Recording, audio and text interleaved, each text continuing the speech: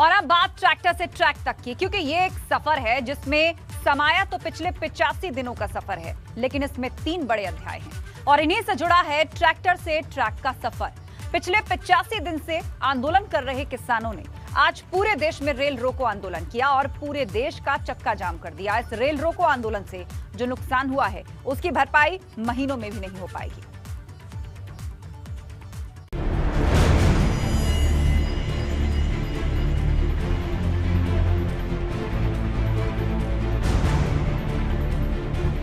पिचासी दिन के किसान आंदोलन में ये 3 तस्वीरें किसी के लिए 3 बड़े इवेंट हो सकते हैं।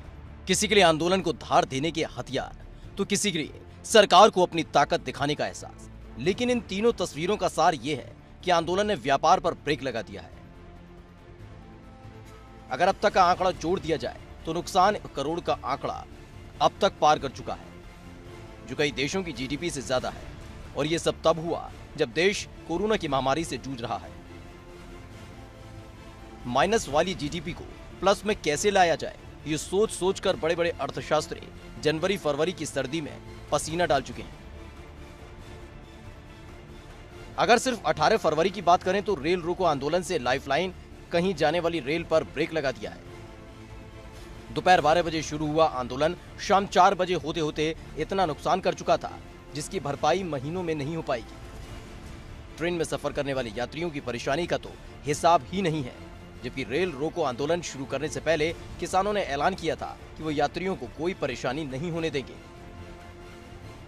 हाँ, शांतिपूर्ण तरीके हम तो माला चढ़ाओगे और जो बच्चे वहाँ पाएंगे उनको पानी पिलवाएंगे, उनको दूध पिलवाएंगे, लस्सी पिलवाएंगे, चने देंगे, केले बांटेंगे, मौसम बांटेंगे, उन्हें अपनी बात बताओगे। नहीं, वहाँ पे किसान अपने आंदोलन करते रहते हैं। पूरे महाराष्ट्र में, कर्नाटक, तमिलनाडु, सब जगह आंदोलन चलते, क्योंकि दिक्कत है पूरे देश के किसानों को।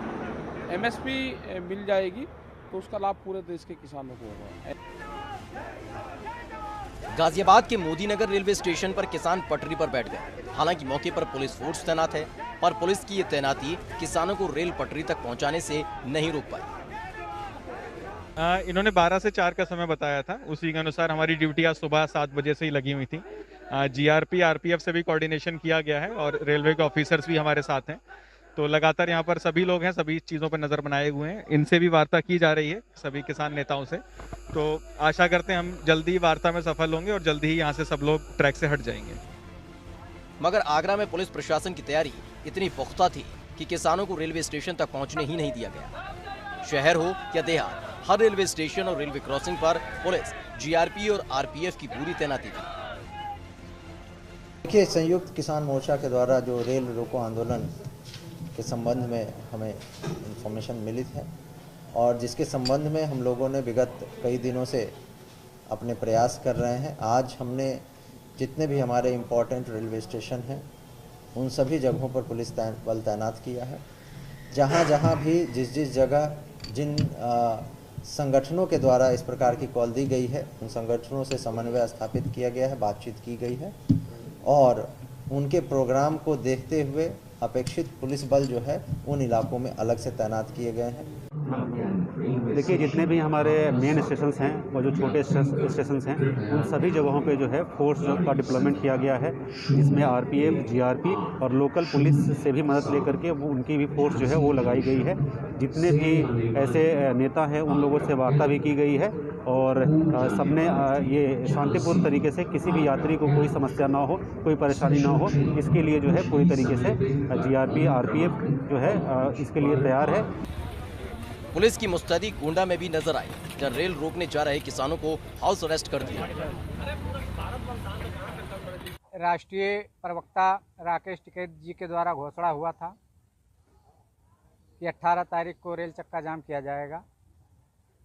उसी क्रम में हम लोग यहाँ पर आए थे। प्रशासन के द्वारा हमारे पदाधिकारियों को हाउस अरेस्ट कर लिया गया है। उनके घर पर ही गिरफ्तार कर दिया गया है पूरे ज़िले के पदाधिकारियों को।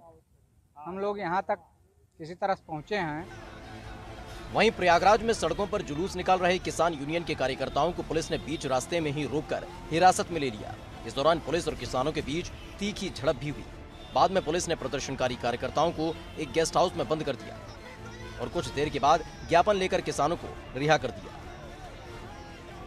आज 85 दिन हो गया, किसान बैठा हुआ है बॉर्डर पर। सरकार को किसानों की चिंता नहीं है, विदेश घूमने की चिंता है सरकार को। जब ये नहीं सुनेगी हमारी तो हमको कुछ न कुछ तो करना ही पड़ेगा, जगाना है अगर सरकार को तो कुछ न कुछ करना ही पड़ेगा। माननीय टिकैत साहब के आह्वान पर आज 18 तारीख को रेल रोको आंदोलन हम करने जा रहे थे। प्रशासन ने हमको रोका, हमने गिरफ्तारी दिया और ज़रूरत पड़ी तो हम शहादत भी देने के लिए तैयार हैं। भारतीय किसान यूनियन का जो रेल रोको आंदोलन का आह्वान था, उस पर हम लोगों ने इन्हें झलवा चौराहे के पास यहाँ रोका हुआ है और जो भी इनकी मांगे होंगी उनकी मांगों का उससे संबंधित ज्ञापन प्राप्त करके हम लोग उच्च अधिकारियों को भेजेंगे। लेकिन अमरोहा में पुलिस की तैयारी फेल नजर आई, जहां किसानों ने रेलवे ट्रैक पर कब्जा कर लिया। कुछ ऐसी ही तस्वीर बिजनौर में भी देखने को मिली, जहां प्रशासन के समझाने के बाद भी किसान नहीं माने और चांदपुर रेलवे स्टेशन को घेर लिया।